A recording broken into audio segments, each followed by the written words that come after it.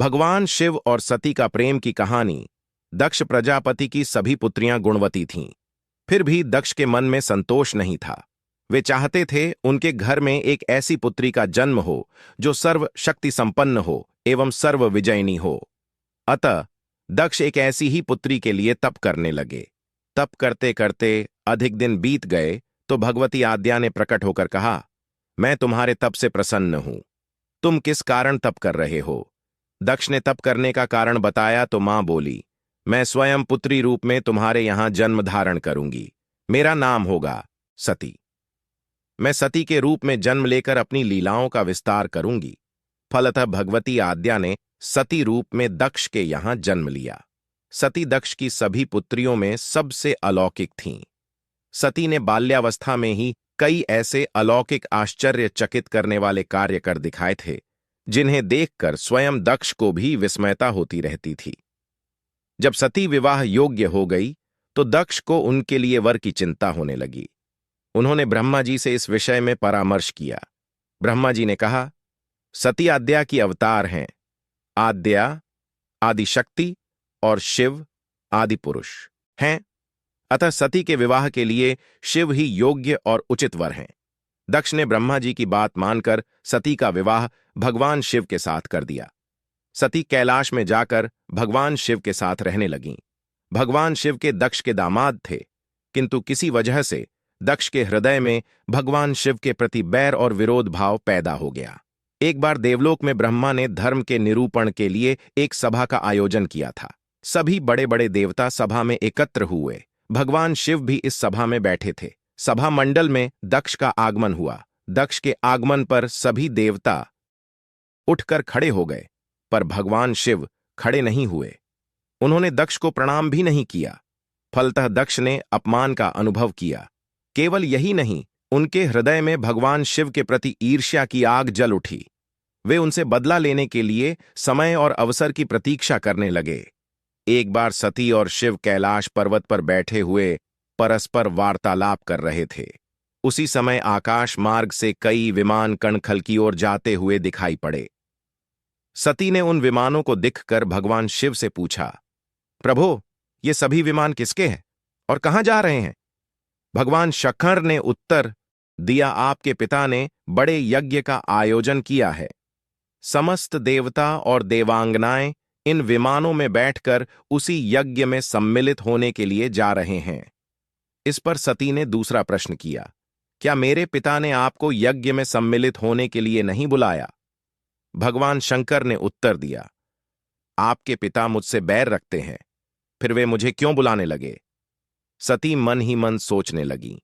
फिर बोलीं, यज्ञ के इस अवसर पर अवश्य मेरी सभी बहनें आएंगी। उनसे मिले हुए बहुत दिन हो गए।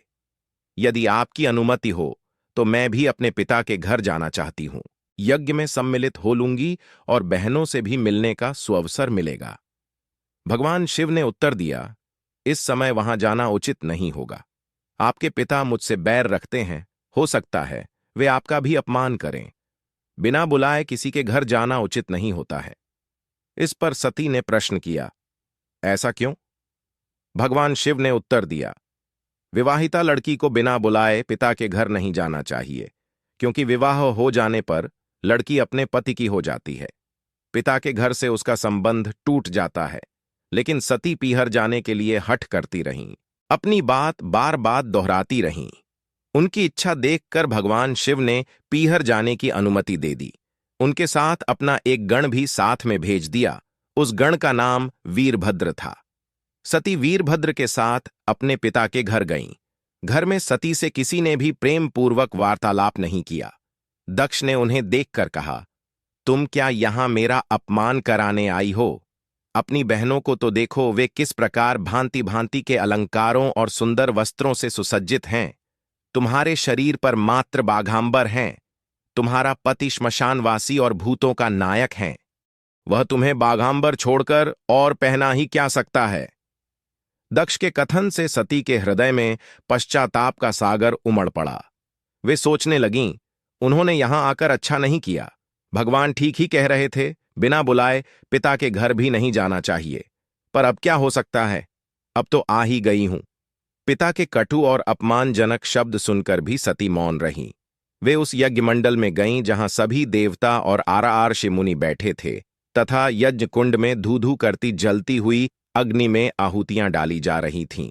सती ने यज्ञ मंडप में सभी देवताओं के तो भाग देखे, किंतु भगवान शिव का भाग नहीं देखा। वे भगवान शिव का भाग न देखकर अपने पिता से बोलीं, पितृश्रेष्ठ, यज्ञ में तो सबके भाग दिखाई पड़ रहे हैं, किंतु कैलाशपति का भाग नहीं है। आपने उनका भाग क्यों नहीं रखा? दक्ष ने गर्व से उत्तर दिया, मैं तुम्हारे पति शिव को देवता नहीं समझता। वह तो भूतों का स्वामी, नग्न रहने वाला और हड्डियों की माला धारण करने वाला है। वह देवताओं की पंक्ति में बैठने योग्य नहीं है। उसे कौन भाग देगा? सती के नेत्र लाल हो उठे। उनका मुखमंडल प्रलय के सूर्य की भांति तेजोदीप्त हो उठा। उन्होंने पीड़ा से तिलमिलाते हुए कहा, ओह, मैं इन शब्दों को कैसे सुन रही हूं? मुझे धिक्कार है। देवताओं, तुम्हें भी धिक्कार है। तुम भी उन कैलाशपति के लिए इन शब्दों को कैसे सुन रहे हो जो मंगल के प्रतीक हैं और जो क्षण मात्र में संपूर्ण सृष्टि को नष्ट करने की शक्ति रखते हैं। वे मेरे स्वामी हैं। नारी के लिए उसका पति ही स्वर्ग होता है। जो नारी अपने पति के लिए अपमानजनक शब्दों को सुनती है, उसे नरक में जाना पड़ता है। पृथ्वी सुनो, आकाश सुनो और देवताओं, तुम भी सुनो। मेरे पिता ने मेरे स्वामी का अपमान किया है। मैं अब एक क्षण भी जीवित रहना नहीं चाहती। सती अपने कथन को समाप्त करती हुई यज्ञ के कुंड में कूद पड़ी। जलती हुई आहुतियों के साथ उनका शरीर भी जलने लगा। यज्ञ मंडप में खलबली पैदा हो गई। हाहाकार मच गया। देवता उठकर खड़े हो गए। वीरभद्र क्रोध से कांप उठे। वे उछल उछल कर यज्ञ का विध्वंस करने लगे। यज्ञ मंडप में भगदड़ मच गई। देवता और आरार्षि मुनि भाग खड़े हुए। वीरभद्र ने देखते ही देखते दक्ष का मस्तक काट कर फेंक दिया। समाचार भगवान शिव के कानों में भी पड़ा। वे प्रचंड आंधी की भांति कणखल जा पहुंचे। सती के जले हुए शरीर को देखकर भगवान शिव ने अपने आप को भूल गए। सती के प्रेम और उनकी भक्ति ने शंकर के मन को व्याकुल कर दिया। उन शंकर के मन को व्याकुल कर दिया जिन्होंने काम पर भी विजय प्राप्त की थी और जो सारी सृष्टि को नष्ट करने की क्षमता रखते थे। वे सती के प्रेम में खो गए, बेसुध हो गए। भगवान शिव ने उन्मत्त की भांति सती के जले हुए शरीर को कंधे पर रख लिया। वे सभी दिशाओं में भ्रमण करने लगे। शिव और सती के इस अलौकिक प्रेम को देखकर पृथ्वी रुक गई, हवा रुक गई, जल का प्रवाह ठहर गया और रुक गईं देवताओं की सांसें। सृष्टि व्याकुल हो उठी। सृष्टि के प्राणी पुकारने लगे, त्राहिमाम, त्राहिमाम। भयानक संकट उपस्थित देखकर सृष्टि के पालक भगवान विष्णु आगे बढ़े। वे भगवान शिव की बेसुधी में अपने चक्र से सती के एक एक अंग को काट काट कर गिराने लगे। धरती पर 51 स्थानों में सती के अंग कट कट कर गिरे। जब सती के सारे अंग कटकर गिर गए तो भगवान शिव पुनः अपने आप में आए। जब वे अपने आप में आए तो पुनः सृष्टि के सारे कार्य चलने लगे। धरती पर जिन 51 स्थानों में सती के अंग कट कट कर गिरे थे, वे ही स्थान आज शक्तिपीठ माने जाते हैं। आज भी उन स्थानों में सती का पूजन होता है, उपासना होती है। धन्य था शिव और सती का प्रेम। शिव और सती के प्रेम ने उन्हें अमर और वंदनीय बना दिया। आपका दिन मंगलमय हो। वीडियो को लाइक और शेयर कर दीजिएगा और चैनल पर नए हैं तो चैनल को सब्सक्राइब कर दीजिएगा। हर हर महादेव।